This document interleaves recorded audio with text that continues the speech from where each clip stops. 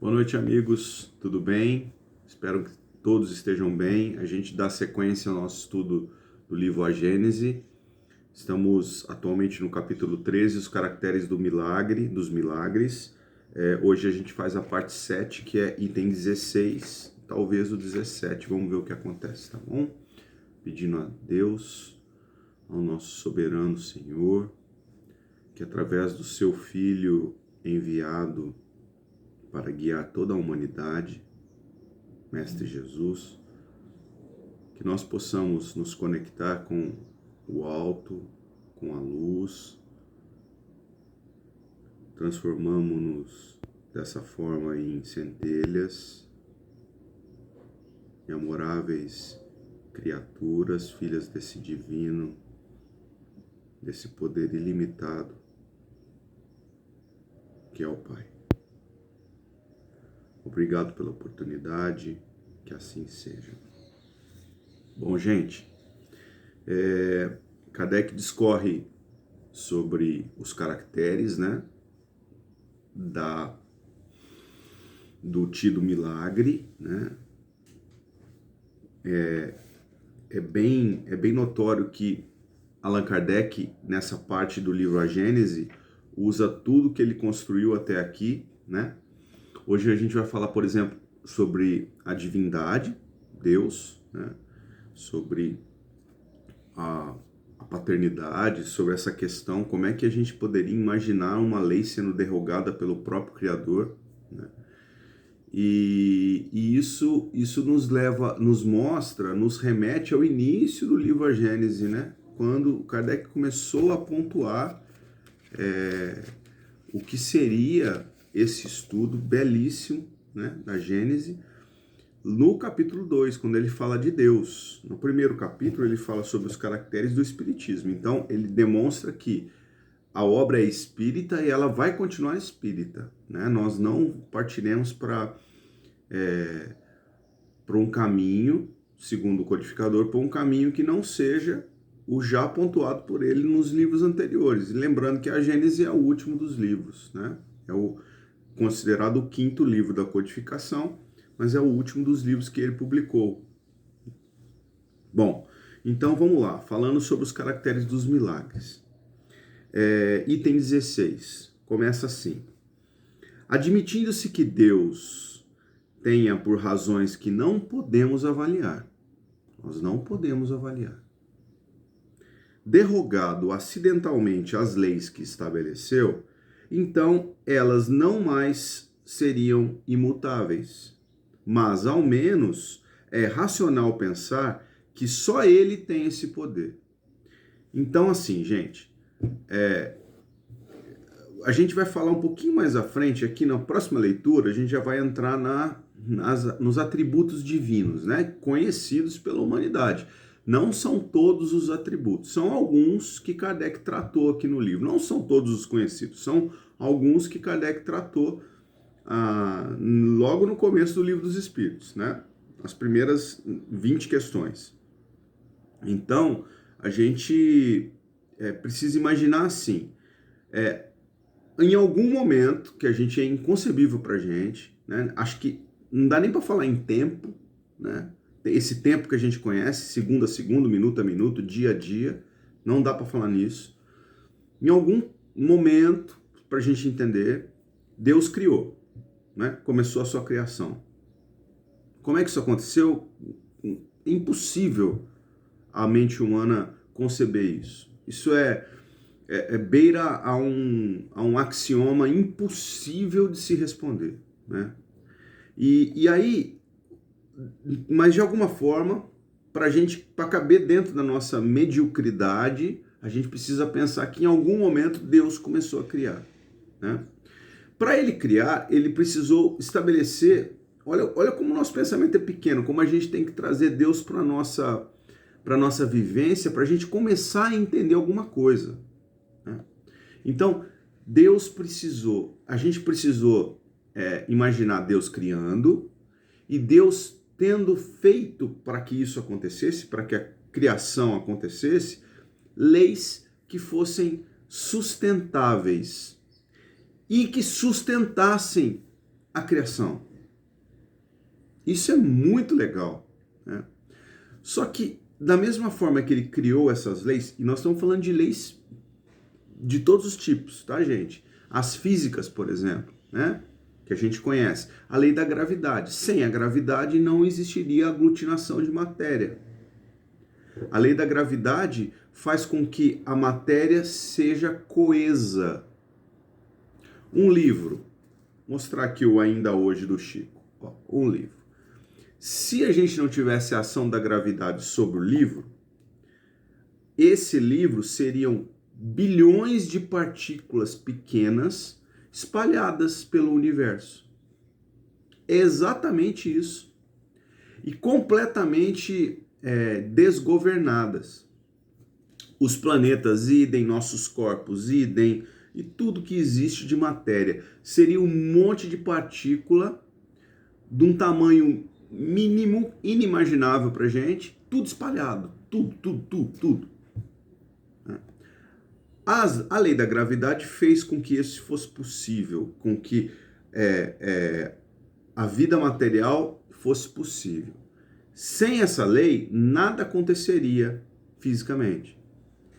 Por causa disso, nós entendemos que existe um Criador, um pensamento muito superior a tudo que existe na criação. Esse é Deus.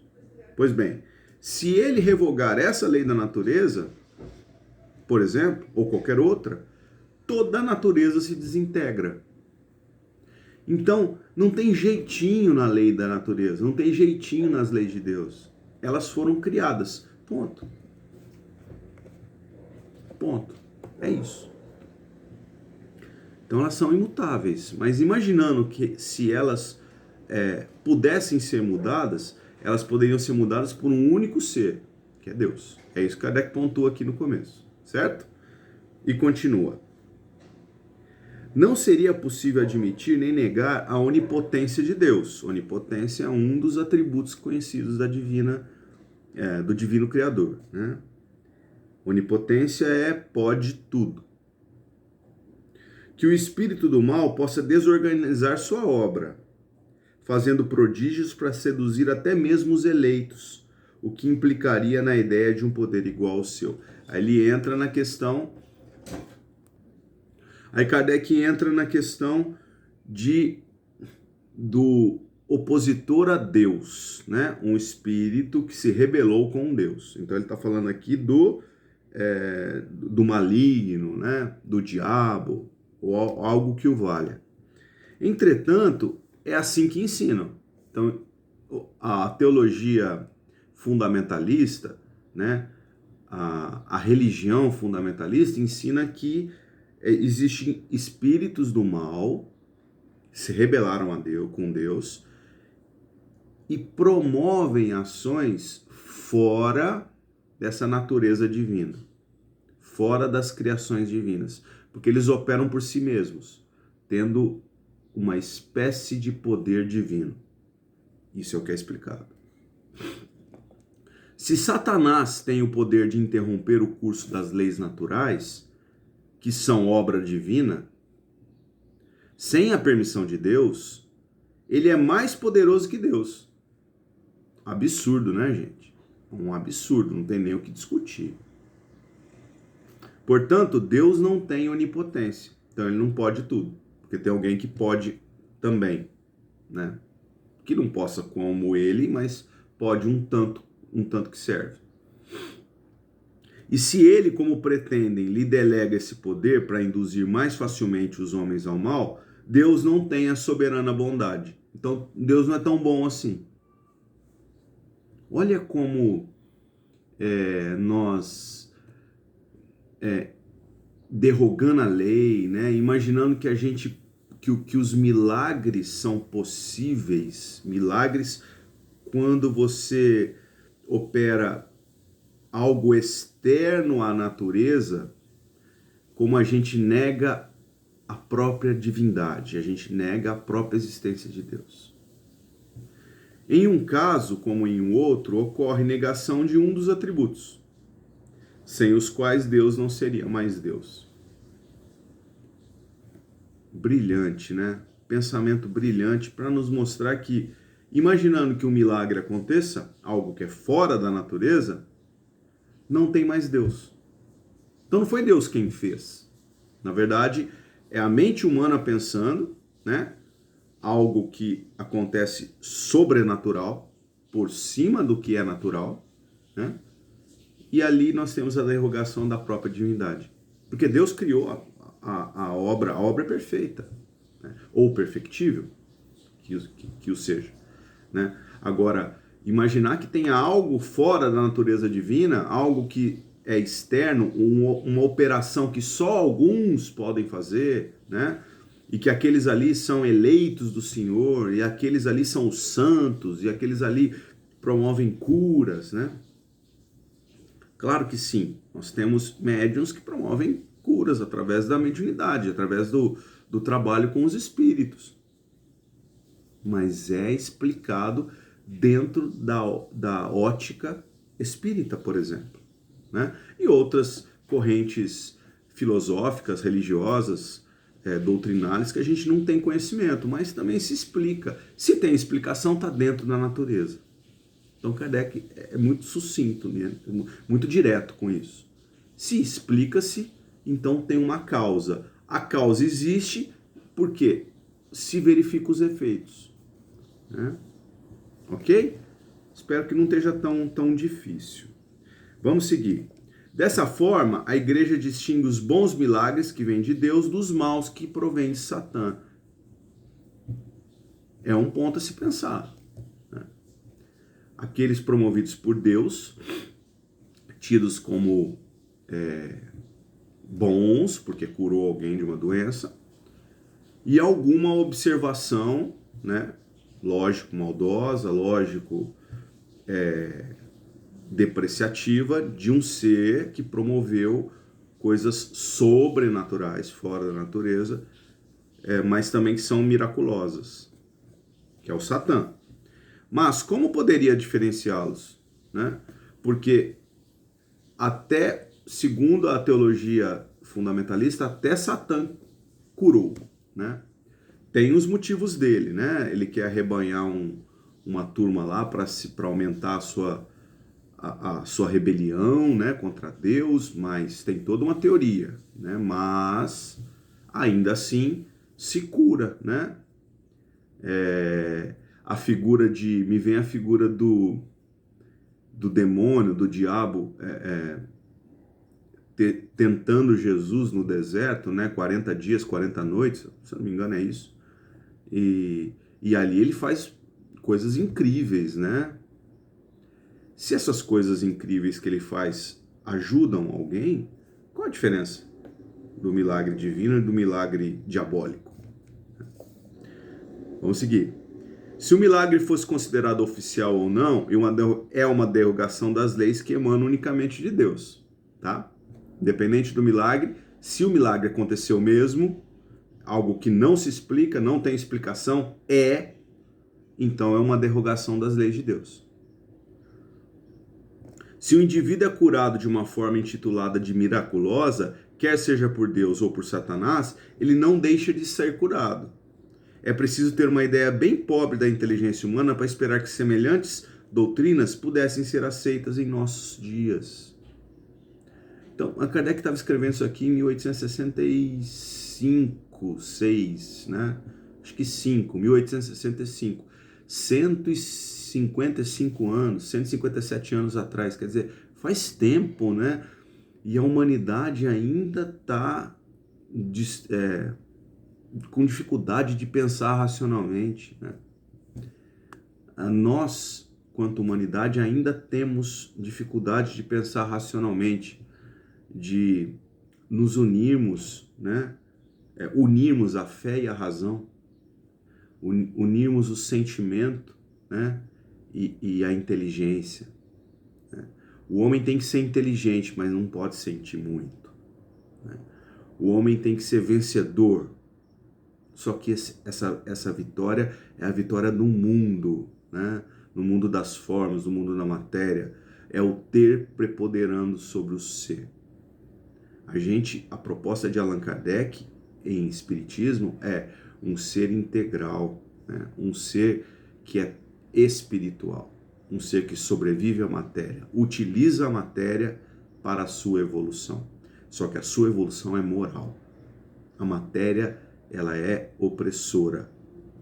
Ela é utilizada pelo espírito, ok, mas ela não é fundamental, ela não é sobrevivente. A matéria, ela tem um tempo, o tempo que a gente precisa, né?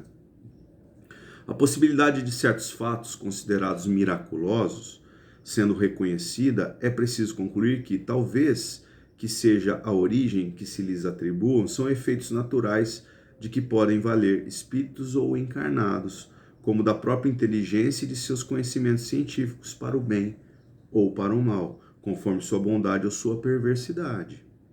Um ser perverso, valendo-se de seu saber, pode fazer coisas que passam por prodígios aos olhos dos ignorantes, mas, quando esses efeitos resultam em um bem qualquer, seria ilógico atribuir-lhe uma origem diabólica.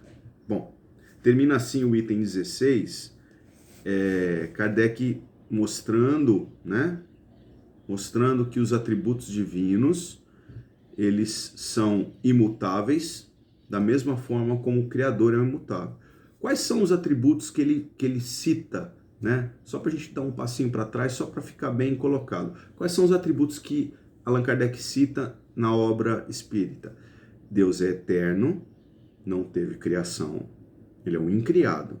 Deus é imutável, Deus não está, não opera junto, Deus não muda como a matéria muda, né? Não tem isso. Ele é imaterial, isso complica a nossa mente, né? Deus não faz parte de nada que seja criacional, do que é da criatura. Então ele não tem matéria, ele nunca usou matéria. Ele prepondera sobre a matéria. Agora, não é matéria. Ele é uno, é único, isso é imutável, né? E ele é onipotente, onipresente, onisciente. Pode tudo, sabe tudo, está em tudo. Isso foi o que foi estudado por Allan Kardec. Num século precedente ao século do Iluminismo, né? O século XVIII, anterior a Allan Kardec, foi o século das luzes. Foi o século, uma época em que pensamentos como liberdade, progresso, fraternidade, né, foram amplamente discutidos e foram colocados à prova, né? Nós tivemos revoluções, a Revolução Francesa, por exemplo, ela nasceu de ideias iluministas, eram ideias sensacionais, mas que o povo partiu por uma questão violenta, né? Mas a ideia era sensacional, né? E o iluminismo tem essa ideia, juntar a razão, né? A intelectualidade e a filosofia. É a proposta do espiritismo, né? Esse era o mundo que Kardec imaginava. Por isso que ele fala aqui num momento do que a gente leu hoje, ele fala sobre o tempo, né? Não é possível mais nos tempos de hoje, 160 anos atrás, pensar de uma forma fundamentalista numa leitura, né? É preciso que se compreenda aquilo que se lê e passe pelo crivo da razão. Então, os milagres, eles não podem existir, porque senão Deus não existiria. Ficou claro isso? Eu espero que sim, tá? Se existirem milagres, do jeito que a religião conta, né, a história dos milagres, então Deus está derrogado. Como Deus não pode ser derrogado, então logo milagres não existem, tá? Coisas mirabolantes, assim, no sentido de curas, isso tudo aconteceu, gente, mas não pode ser entendido como algo fora da natureza, está dentro da natureza, certo? Boa semana para todo mundo, obrigado, beijos!